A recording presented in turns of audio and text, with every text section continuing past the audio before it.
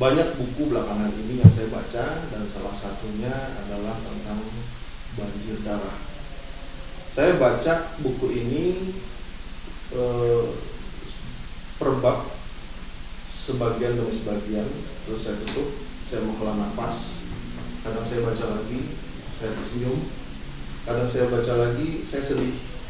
Dan buku ini benar-benar memainkan emosi saya, dinamika emosinya itu bermain. Dan kebetulan saya sebenarnya sempat ragu untuk mengundang penulisnya ke sini, tapi alhamdulillah Pak Anab Afifi dan Pak Taufik Bukharan itu bersedia untuk mampir ke podcast Ecoli, dan kita sapa Pak Anab dan Pak Tawaf. Assalamualaikum Pak Anab. Waalaikumsalam warahmatullahi wabarakatuh. Sebelum kita masuk ke sesi obrolan santai hari ini, saya perkenalkan dulu. Penulis adalah Pak Anab Afifi, lahir dari keluarga santri di Madiun 5 Agustus 68. Ia telah mendedikasikan hampir seluruh karirnya selama 30 tahun dengan menulis. Selama ini lebih dikenal sebagai penulis korporasi dan bisnis, dengan tidak kurang dari 100 buku yang telah dikerjakan dalam kurun waktu 15 tahun terakhir. Buku ini adalah karya pertamanya yang bergenre kisah sejarah. Sejarah lisan yang ia dengar sejak masa kanak-kanak tentang keganasan PKI di kota kelahiran pada tahun 1948 telah mendorong anak untuk menuangkan ke dalam buku ini. Buku ini pertama kali terbit pada Oktober 2015 dengan judul ayat-ayat yang disembih. Pada Agustus 2020 buku ini kembali dirilis dengan penerbit Istanbul dengan judul Banjir Darah. Meski pertama kali terbit di tahun 2015, konsep menjajah buku ini sejatinya sudah digagas anak sejak tahun 1990, yaitu penulisan kisah sejarah dengan memasuki unsur sastra. Anak dapat dihubungi melalui anabafifi@gmail.com. Yang kedua adalah Pak Tawaf Zukharon, lahir di Klaten pada September 1982. Ibunya adalah keluarga santri Nahdlatul Ulama di daerah Babat, Klaten, sedangkan ayahnya dari keluarga santri Muhammadiyah Kauman, Yogyakarta. Sejak kecil telinganya telah mendengar kisah nyata dari nenek dan ibunya tentang kejamnya para anggota PKI. Banyak kerabat dekat kakek neneknya dari kalangan NU yang gugur dibunuh dengan keji oleh PKI beberapa waktu sebelum meletus peristiwa Gestapo 1965. Kakeknya yang ada di Klaten sebenarnya juga menjadi target pembunuhan para PKI sebelum 1965, tapi berhasil lolos. Buku ini adalah dedikasinya untuk para keluarga yang gugur dibunuh PKI.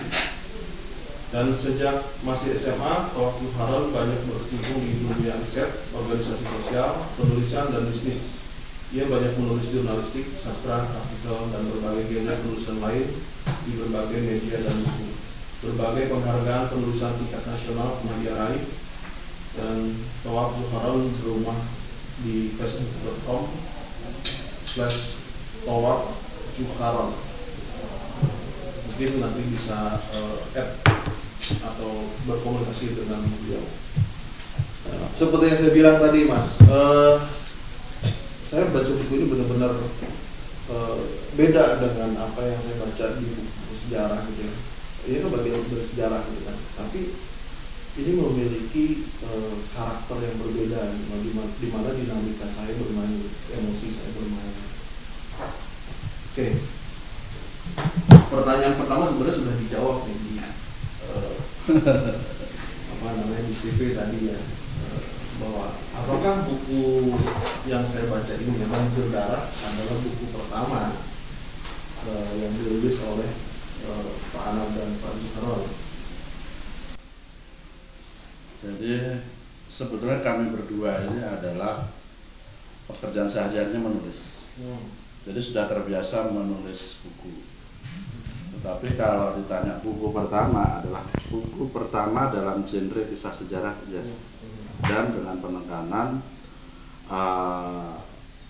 buku kisah sejarah dengan memasukkan unsur sastra. Nah, di situ. Dan ini sebetulnya ide proyek ini itu kita mulai pada akhir Agustus 2015. Jadi agak bercerita ya, latar belakangnya seperti apa. Itu kan biasa kita tuh kalau awal tahun sibuk. Saya sama Pak Tolak itu mulai dari Januari sampai Juli itu padat. Jadi banyak pekerjaan penyusunan buku. Nah itu buku-buku korporasi, buku bisnis dan buku lainnya, buku-buku. Nah begitu Agustus kosong, kita ngapain ya Mas Toa? Gitu. Nah, tahun ini. pada tahun itu 2015 Agustus tepat. Beliau waktu itu masih sibuk deadline, jadi susah. Saya hubungi susah. Aku di mana nih? Saya sudah gelisah nih, nganggur jadi ular. Sudah 7 bulan masih terusnya kayak ketakutan. Oke. Akhirnya saya panggil dia, Mas Tol. Waktu saya sedang pegang pimpinan redaksi majalah Kementerian Kesehatan. Oh. Ya, Tahun jadi itu pikirannya tuh beda. Jadi selagi mikirin beda lah dunia farmasi dan sebagainya. Masih tak jauh-jauh situasi kayak sekarang dengan kasus beda waktu itu. Vaksin. Nah, Itu. Nah, setelah kita harus menulis buku. Sebelumnya saya udah dikasih buku sama beliau. Entah apa, mungkin tak ada kebetulan dalam sejarah. nggak usah disebut. Sebuah buku lah. Jadi saya akhirnya memperkuat ya. Mas saya harus menulis buku yang berbeda. Berbedanya gimana? Dan buku ini harus kita luncurkan pada tanggal 30 September 2015. Kosek, mana bisa waktu itu? Pokoknya dengan cara kerja kita, ini pasti bisa dan harus bisa. Itu berarti udah mau September itu juga ya? Iya, Atau tanggal 30 Agustus itu kita ya, ngobrol itu. oke. Nah, saya argumentasi akhirnya, ya udah, akhirnya kita bikin outline, kilat lah, setengah jam aja. Temu ini. Outline yang pada akhirnya yang sudah kita susun tuh nggak kepakai. Nah, kan kadang biasa ya. Kita nanti ini plotnya ini nulisnya begini, nyari bahannya di situ.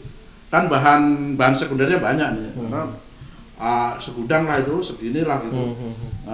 Referensinya karena beliau memang fasih sekali kalau bicara soal sejarah. PKI. Iya. Itu ceritanya.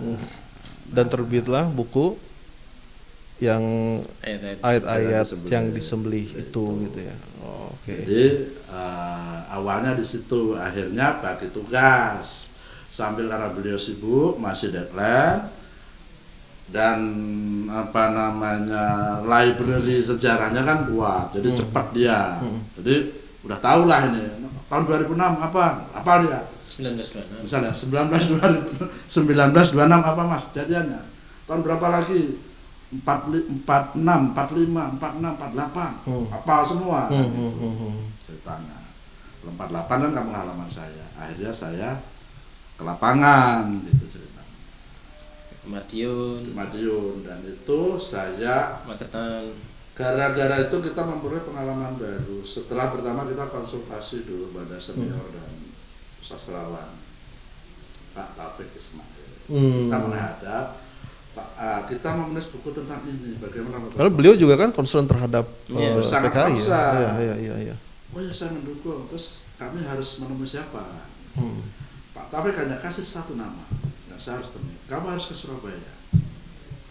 Dari satu orang itu bertelur, akhirnya saya bisa menemukan 40 orang narasumber di desa-desa di kota-kota itu berantai.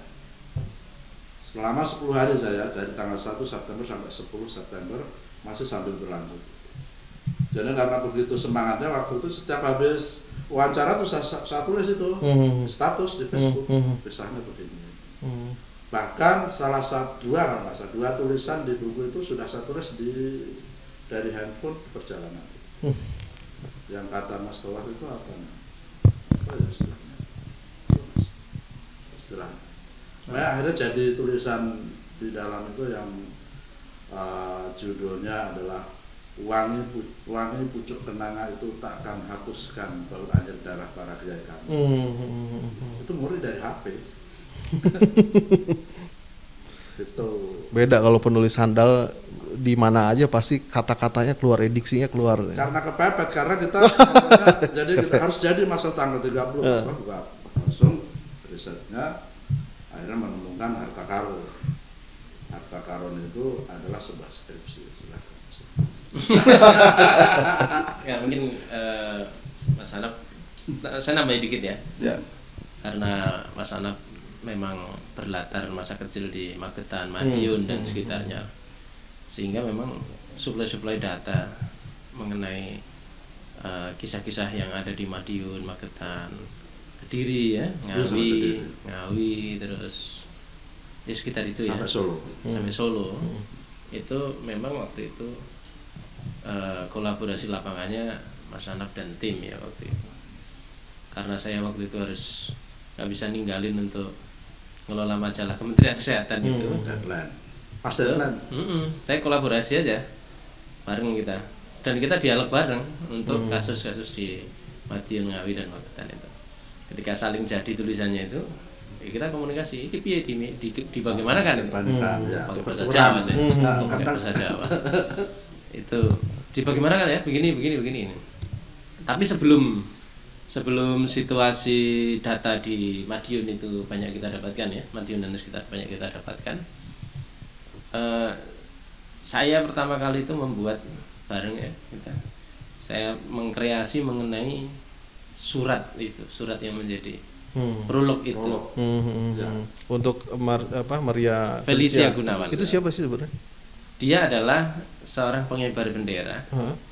Dia paskibraka terbaik untuk 2015 yang menyerahkan merah putih, yang menerima sangsaka merah putih dari Pak Jokowi waktu itu untuk dikibarkan di istana.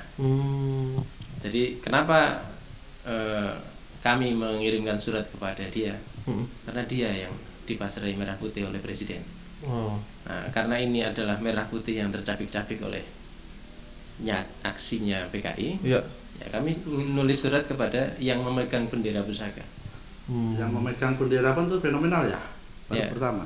Kenapa harus seorang Maria Felicia? Kan ya karena 2015 dia yang pegang bendera pusaka. Ya sebelumnya kan banyak yang aktual dong. Yang aktual. Biar lebih ya, ini. Kalau misalnya mau diganti pengibar bendera pusaka yang 2020 juga nggak masalah juga, gitu. Pokoknya kita bikin surat terus lah. Tapi sebelumnya Maria Felicia ini nggak ada interest apa-apa tentang bagaimana kejadian di keganasan PKI saat itu. Iya, kami aja belum pernah ketemu sama Maria. Artinya gitu. Itu kan kalau kita waktu itu juga Maria itu menjadi sosok yang sangat diapresiasi, Mas. Ya. Jadi banyak viral kan. Jadi tokoh milenial baru. Ya, jadi merah putih itu nyaris berganti Paluarit. Judul suratnya kan itu. Iya. Nah, surat itu kemudian kita diskusikan, kelihatannya memang formatnya ini harus format surat. Langsung bercerita terakhir. Mayoritas harus kita bikin seperti format surat. Tapi apa berlembar-lembar atau cuman sekilas ya? Ya itu segitu itu. Saya jadi belajar pertama kali menulis dengan gaya itu juga. Jadi ke bawah. Jadi setelah baca tuh akhirnya ke bawah Mas Tohab juga ngajarin begini loh. Jadi saya mencoba aja menafsirkan sendiri. Akhirnya ketemu Musa, kok bawa kemana kiai kami? Akhirnya kan. Jadi sudah terbawa sama dia karena ruhnya itu udah nyatu loh waktu itu. Gitu. Tapi reaksinya Maria Felicia saat itu bagaimana? Kita kan juga nggak ngirim ke Felicia, kita ngirim surat di dalam buku. Sampai hari ini dia juga nggak bereaksi, biarin aja. Surat itu kan sebenarnya apresiasi malah. Jadi dimensinya apresiasi dalam balutan bahasa surat. Jadi sebagai seorang kakak, jadi kita anggap adil. Coba kalau dibaca kan dimensinya seperti itu. Iya betul. Harapan, apresiasi yang pertama harapan pada generasi yang seusia dia. Kepada siapa lagi harapan itu mau ditumpukan? Dalam surat. Ya kami belum pernah mendapatkan surat balasan dari Maria Felicia Gunawan. Maria Felicia bagi kami adalah simbol dari yang diamanati untuk menjaga sangsaka merah putih. Pada kalangan anak muda. Karena kata Bung Karno kan, beri kami 10 pemuda, kami akan menginjak dunia. Gitu kan? Berarti yang perlu disurati itu anak muda. Berdasarkan pesan dari Bung Karno. Bukan kepada Panglima TNI, bukan kepada Kapolri. Karena di pundak anak-anak muda yang sedang sekolah inilah negara ini 10-20 tahun lagi akan dibangun. Begitu. Jadi ya harus kepada anak-anak sekolah. Ini kan belum ada respon dari beliau ya. Tapi di salah satu chapter ini dituliskan bahkan di peristiwa Madiun membuat Felicia menangis gitu ya, seolah-olah sedih gitu. Jadi kan maksudnya Ada di tafsir mungkin ya nggak tahu ini mungkin gaya bahasanya Mas atau gimana ya? Saya lupa contoh. Jadi kan ini surat yang dengan bahasa persuasi, persuasi imajinatif, gitu loh. Nah, saya kan mengajak dia untuk membuat sebuah studi tour. Maria Felicia Gunawan dan para anak-anak sekolah, anak-anak muda sekolah yang lain, bahwa bikinlah sebuah studi tour bukan hanya ke lubang buaya, tapi ke tempat-tempat di mana peristiwa-peristiwa mengharukan dan menyedihkan itu berlangsung, ya kan? Akhirnya ketemunya Felicia itu awalnya dari diskusi. Mas Tolak ini kan kajian begini kan biasanya ya hanya di kampus. Bagaimana caranya ini adalah menjangkau milenial. Ya. Kita harus mencari idiom-idiom, simbol-simbol mewakili itu. Ya. Soalnya nah ini kan baru 17-an. Akhirnya lahirnya ini gitu. Sebetulnya buku ini sejak awal itu milenial. Ya. Itu yang saya sebut kenapa prolog ini bagian dari strategi gitu. Ada dapur itu. Oke, lanjut. Karena kebanyakan di korporasi jadi udah kayak otomatis begitu. Ya. Oke. Jadi yang ini ya soal Madiun ya. Ya, jadi seolah-olah dia juga kamu ke Madiun ke kelahiran ini maka kamu akan menangis. Gitu kan. Apabila menyaksikan kiai. Kita harus mampir ke Madiun, gitu kan? Namun Adinda Felicia jangan muntah di kota ini. Karena PKI juga tega menusuk dubur banyak warga desa Pati dan Wirosari Madiun dengan bambu runcing. Gitu kan? Lalu mayat mereka ditancapkan di tengah-tengah sawah hingga mereka kelihatan seperti pengusir burung pemakan padi. Nah gitu. Misalnya terus saya juga mengatakan begini, kita semua pasti langsung tersungkur mendengar kisah Kiai Imam Mursyid Takran. Telah hilang tak tentu rimbanya genangan darah setinggi mata kaki di pabrik gula kurang garing. Ayah dari Sumarso yang disembelih di belakang pabrik gula baru ketemu rangka tubuhnya setelah 16 tahun. Ya, atau kan intinya kan mengajak dia berwisata tentang kejadian-kejadian mengerikan itu yang harus diingat oleh kita semua. Jadi buku ini adalah upaya untuk merawat ingatan tentang luka terbesar bangsa ini yang dilakukan oleh PKI. Cara merawat ingatannya bagaimana? Selain menulis buku, kita perlu membuat sebuah wisata kekejaman PKI di berbagai daerah. Jangan hanya lubang buaya. Betul. Nah, itu yang kemudian. Jadi kalau mau ada gium di Eropa. Ada gium ini dari Jerman. Ada gium ngerti ya? Sebuah kata-kata mutiara yang itu sangat populer di Jerman dan Eropa. Dan itu menjadi satu kredo, satu semangat yang kemudian diteriakkan oleh Paus Benedictus pada saat itu di abad Afklarung. Jadi tulisannya cuma 2 kata, dan ini menjadi semangat literasi di Eropa. Kata itu dalam bahasa Jermannya Skriptamanen. Artinya apa? Semua yang tercatat akan selalu abadi. Maka banjir darah menurut saya adalah bagian dari sebuah semangat Skriptamanen yang dipopulerkan oleh Paus Benedictus di Eropa. Kira-kira begitu. Sehingga ini harus dibaca dan dicatat dan diziarahi. Ya, betul. Nah, ini juga yang menarik, Pak. Ini masuk ke pertanyaan ketiga deh. Mengenai gaya sastra. Yang menurut saya sangat beda. Awalnya sih waktu saya beli ini kan melalui Asabi kalau nggak salah. Asabi gitu ya.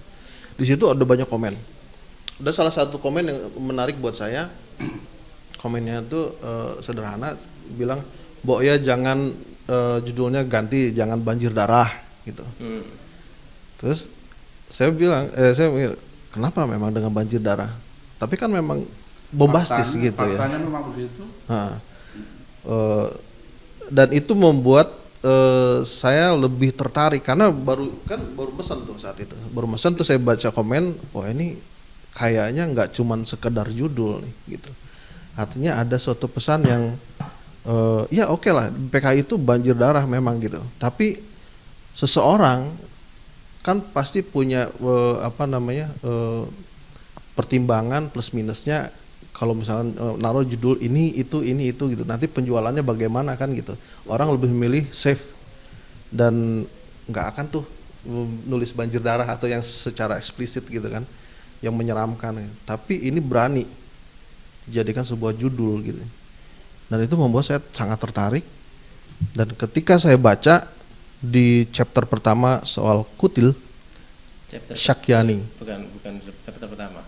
Chapter Yang kedua atau ketiga itu. Oh iya. Syakyani ya. Tentang kutil itu ya seperti saya bilang bahwa dinamika emosi saya bermain di situ. Saya seperti ditampilkan sosok kutil ini, bagaimana kepongahannya dia, bagaimana kedengkian dia, bagaimana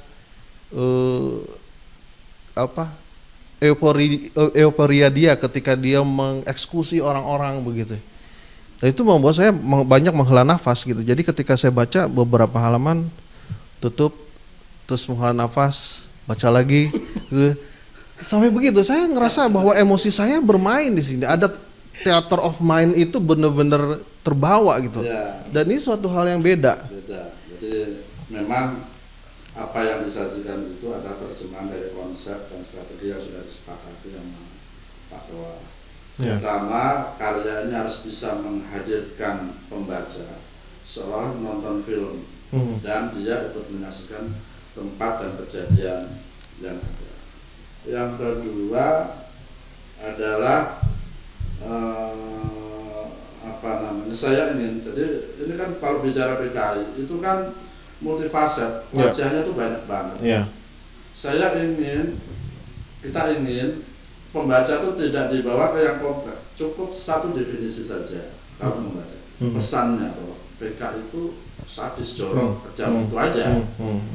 Nah, tapi untuk mendeskripsikan kata penulis kejam dan lain sebagainya tidak dengan kata itu. Itulah maka that's why judulnya itu yang ditemukan Mas Taf saat menyeberang pulau malam itu. Ya masalah judulnya udah ketemu apa ayat-ayat yang disembelih. Kalau ceritanya.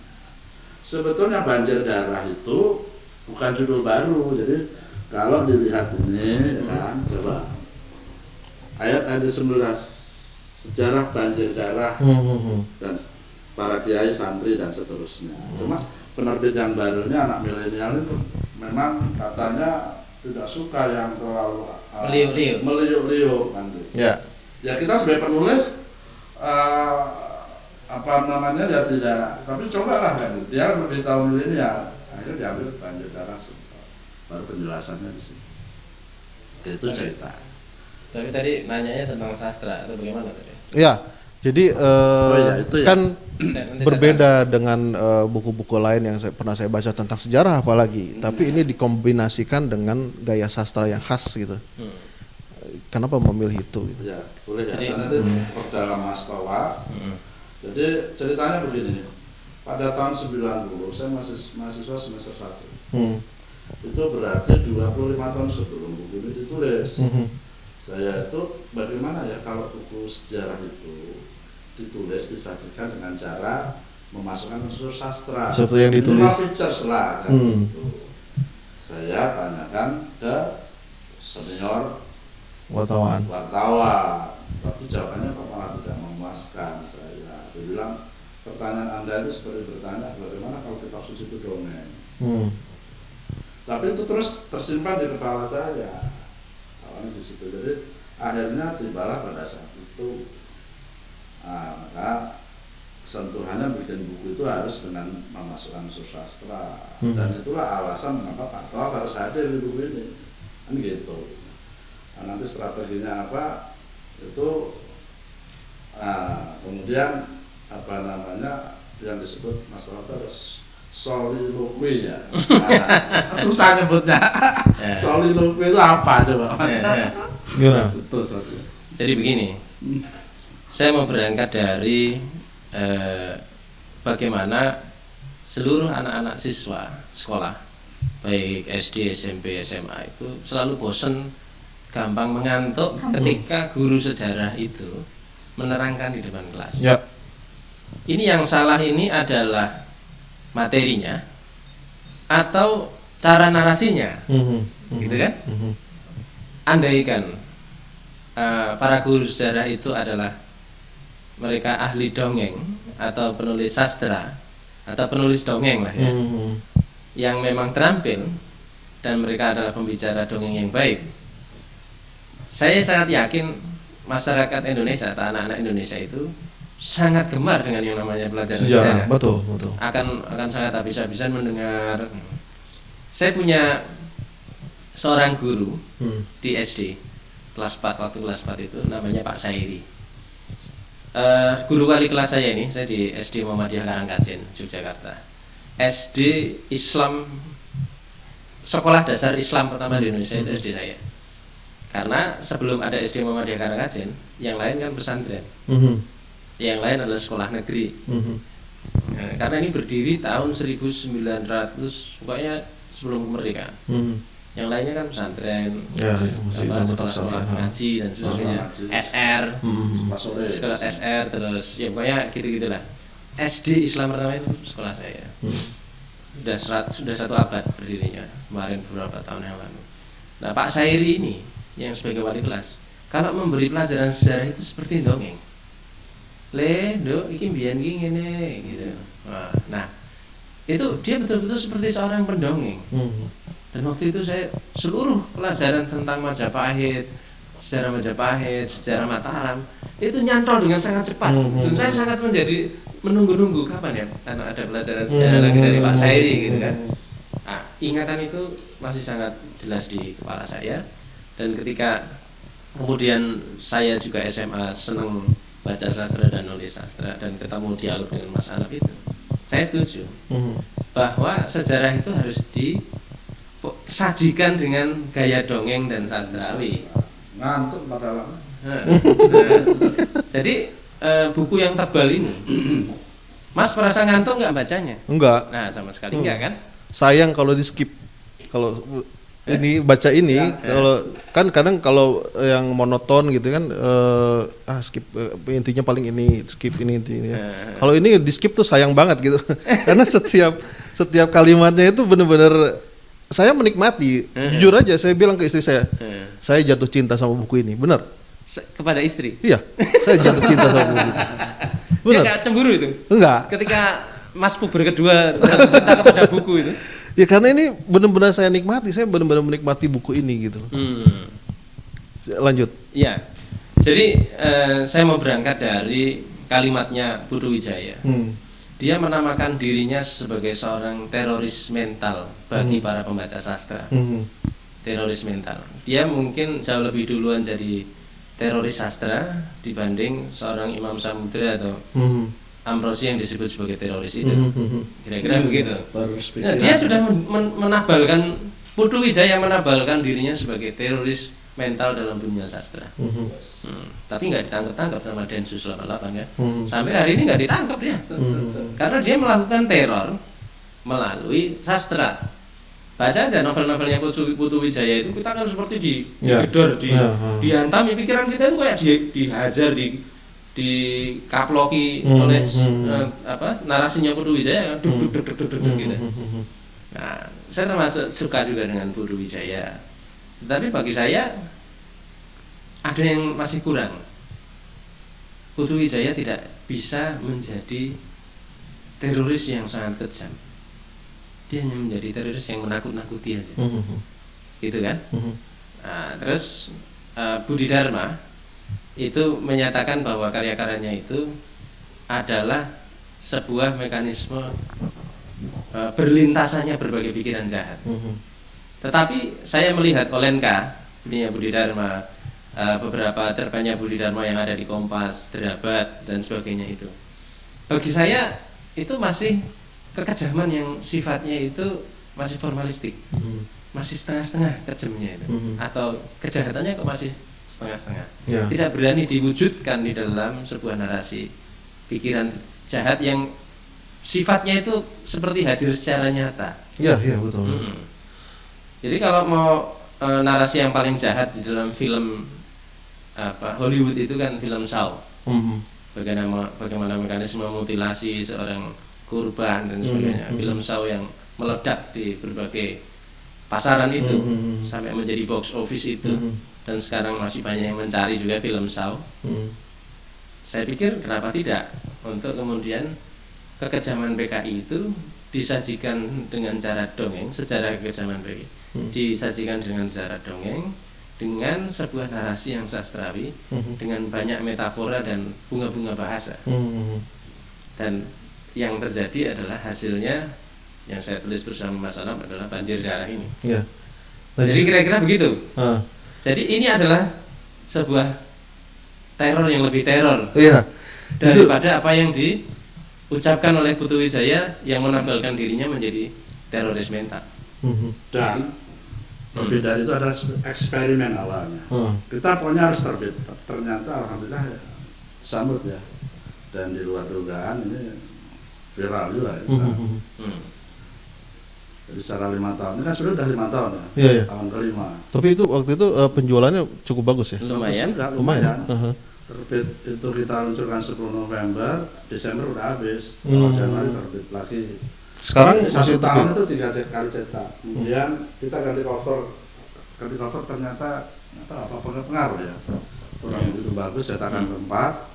Terus kemudian sekarang diminta oleh penerbit ini. Ini diminta, jadi ada beda penerbit yang meminta email itu, meminta saya lewat email, tapi kemudian kita percayakan ke Istanbul karena dengan kondisi-kondisi juga syarat permintaannya tidak sekedar menyerahkan naskah. Jadi kalau cerita sejarah kekejaman hanya dilukiskan oleh seorang guru sejarah dengan bahasa yang datar.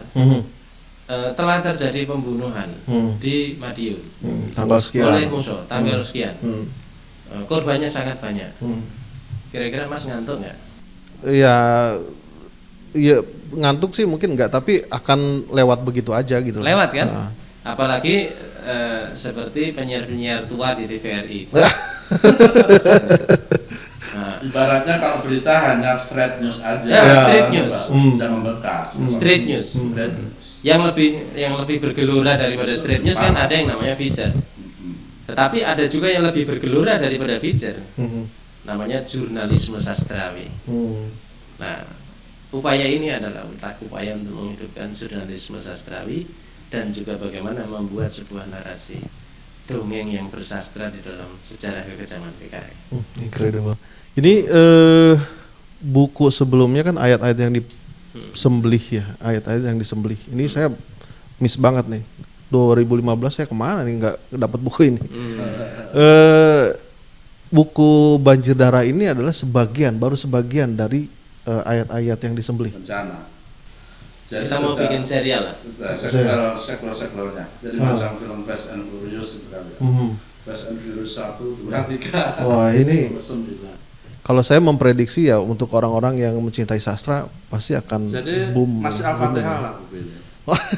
Secara konten juga baru 10%. Al-Fatihah aja udah kayak gini loh. Yang buku ini pun masih akan ada pengayaan. Iya.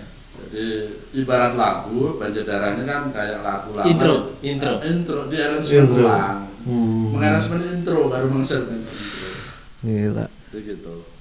Ini baru Al-Fatihah ya, baru mukadimah aja udah kayak begini gitu. Jadi kalau saya boleh membandingkan ya, kalau dibandingkan dengan video G30 SPKI lah katakan begitu ya, kalau apple to apple, menurut saya agak kurang gitu ya. Walaupun memang mereka menangnya di sound, di back sound gitu ya.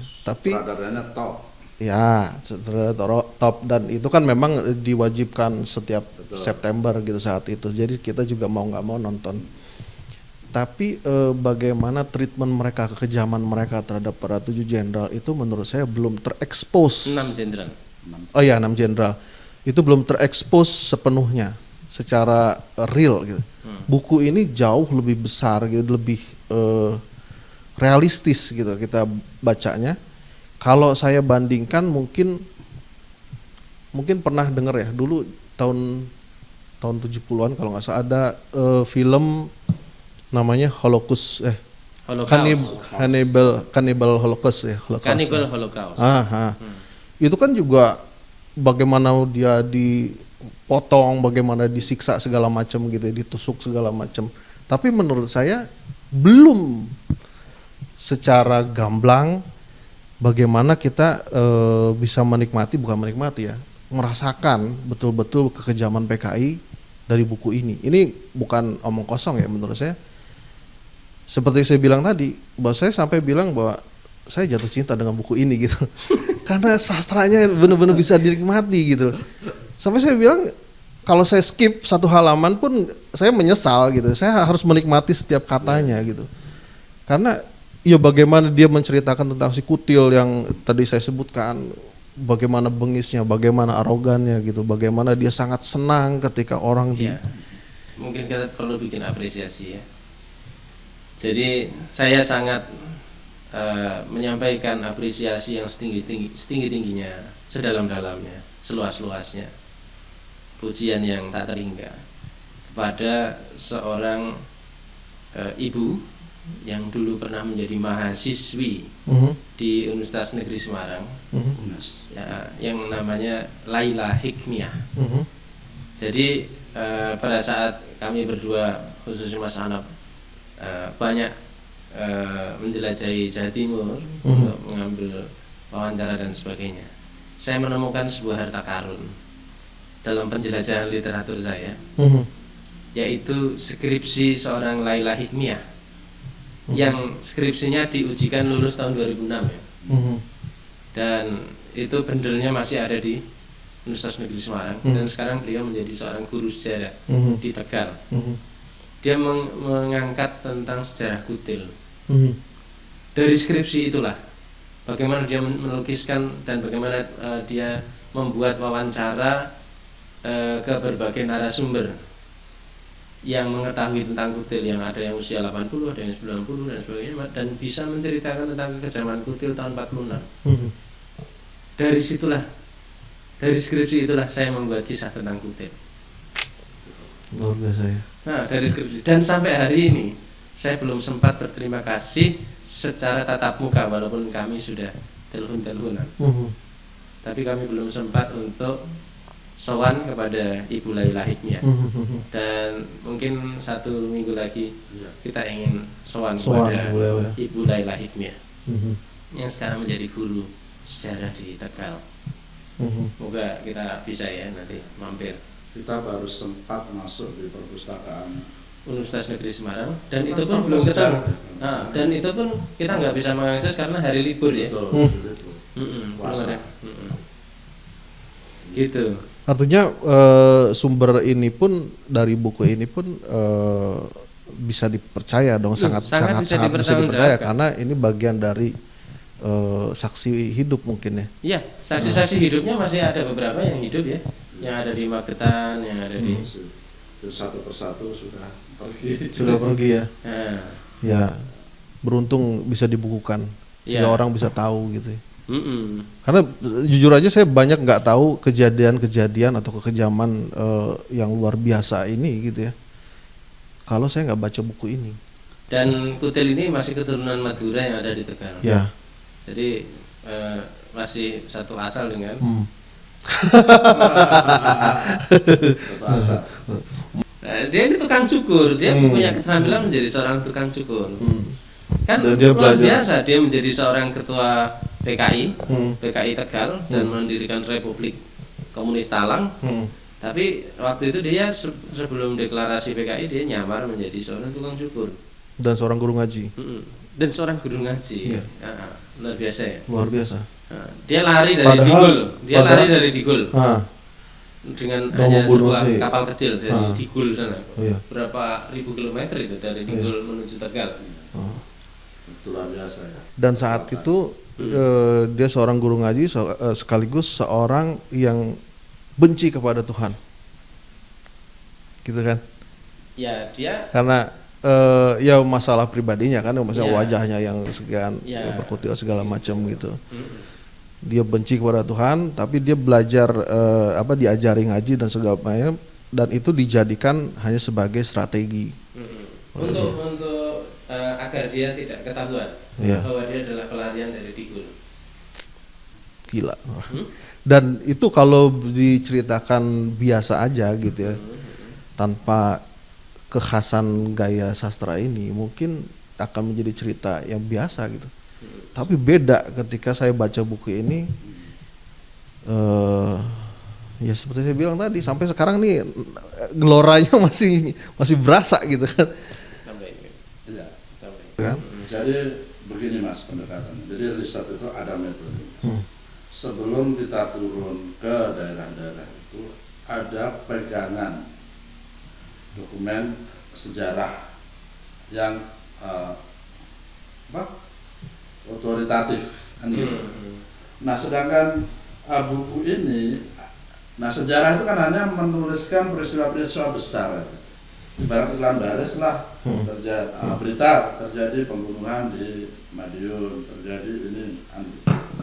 Tetapi di sini adalah mempertegas ceritanya tuh gimana sih peristiwa itu, detailnya seperti apa. Itu yang tidak ada di buku sejarah atau belum ada di buku sejarah.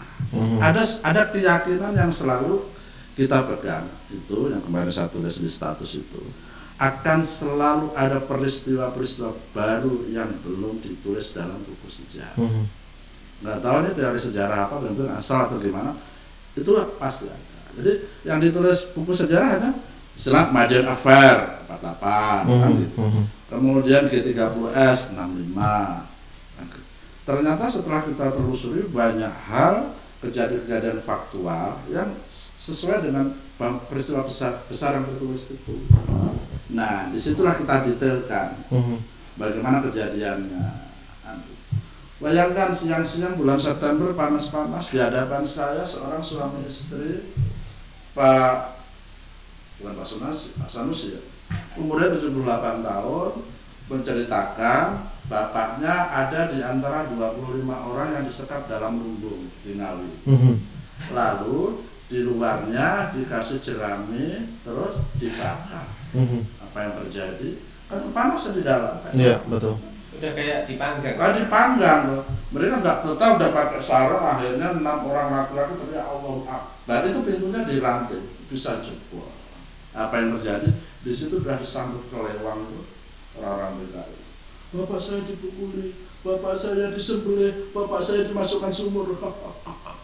Kat, saya nggak tahan lagi. Ya kan? Jadi mengilustrasikannya, saksikan itu gimana dalam tulisan. Nah, itu kan nggak ada di dalam buku sejarah. Iya, betul. Peristiwa itu sampai sekarang itu turun-temurun sudah melekat di anak-anak di sana tuh di Ngawi itu. Iya. Tapi detailnya seperti apa? Kan enggak.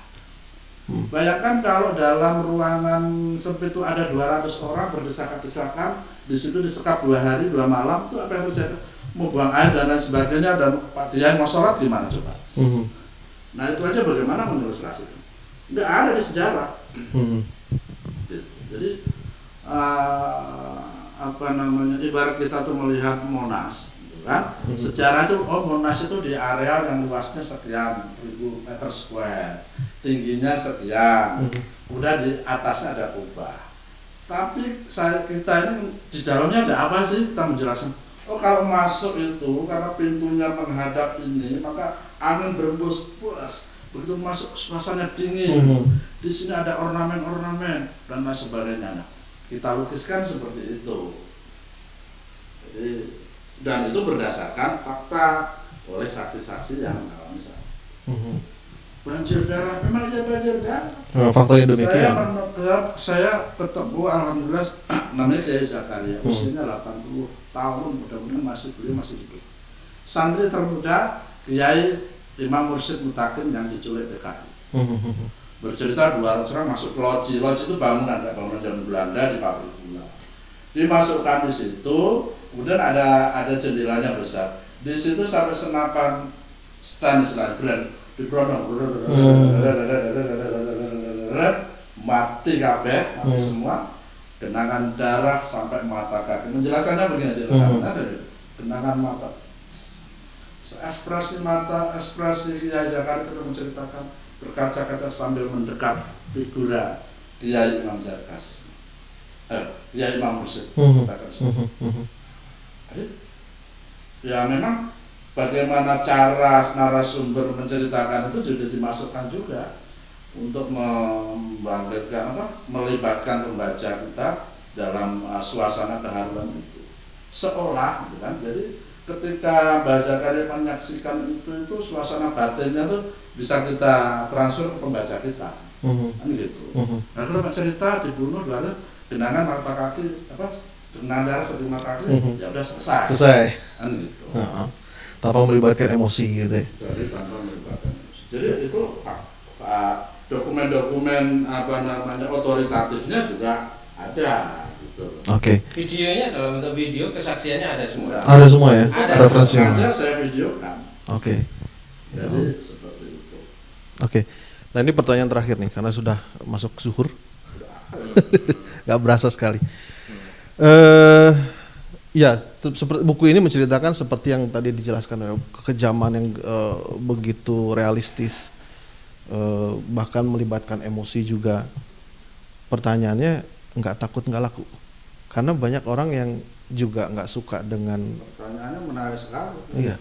Waktu itu kita nggak berpikir, pokoknya kita menulis aja, masalah kita menulis nggak usah berpikir itu laku atau tidak. Tetapi ini keharusan kita harus menulis dan waktunya sekarang.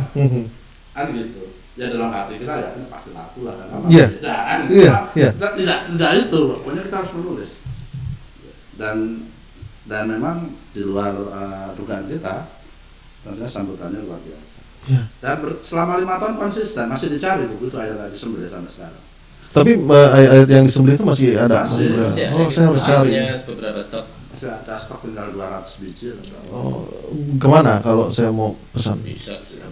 Oh. Ya udah, nanti saya bisa hubungi Bapak deh. Ini menarik banget gitu karena nggak bisa diceritain lah dengan kata-kata bagaimana, yang pasti dinamika emosi kita bermain di sini, theater of mind kita benar-benar bermain di sini. Jadi kita benar-benar seperti berhadapan dengan para tokoh seperti Kutil dan lain sebagainya. Bagaimana mereka sangat euforia dengan menyiksa orang gitu. Bagaimana mereka sangat ya kepongahan mereka, kebencian mereka. Anda bisa merasakan dari buku ini bukan promosi ya, tapi murni dari pendapat saya. Bagaimana saya benar-benar menikmati buku ini. Dan ini adalah buku sejarah yang berbeda karena karya sastranya khas sekali gitu ya. Mungkin teman-teman perlu banyak browsing ya untuk mencari buku ini. Ada dijual di Gebi kalau Asabi ya. Asabi.com atau mungkin bisa di Shopee, di Tokopedia ada semua. Oh, sudah ada ya. Nah, Anda bisa gampang sekali mencari. Ya, di Google aja buku Banjir Darah nanti akan muncul. Akan muncul ya. Oke. Oke. Mungkin untuk sementara itu dulu dan saya sangat menantikan edisi berikutnya. Amin. Dan karena ini seperti saya bilang, saya jatuh cinta dengan buku ini. Terima kasih. Sangat jatuh cinta. Artinya kalau sudah seperti ini, saya menanti yang berikutnya gitu. Benar-benar menikmati. Ini mungkin buku pertama yang selain ini ya, saya juga sering baca buku-buku Khalil Gibran segala macam, itu kan memang sastranya beda sekali gitu. Tapi dia kan beda ceritanya. Tapi ketika membaca buku sejarah dengan gaya sastra seperti ini, nuansanya beda gitu loh. Artinya saya nggak bisa ngomong apa-apa lah. Saya cuma bilang bahwa saya jatuh cinta sama buku ini, asli. Terima kasih sekali Mas. Oke. Terima kasih. Oke, mungkin untuk sementara seperti itu. Sampai ketemu di sesi berikutnya kalau kita punya kesempatan. Siap. Semoga buku ini booming, laku keras. Amin. Dan asli, saya akan menanti edisi berikutnya. Siap. Gitu. Siap. Insyaallah. Legend. Amin. Amin, insyaallah. Bahkan mungkin menurut saya tadi saya bilang ini kalau misalkan ada orang yang berani bisa diangkat ke film. Kita menunggu-nunggu sejak 2015 soal itu. Kalau ada yang berani ya. Tapi ini sangat bagus untuk diangkat di film. Oke, terima kasih. Assalamualaikum warahmatullahi wabarakatuh. Waalaikumsalam.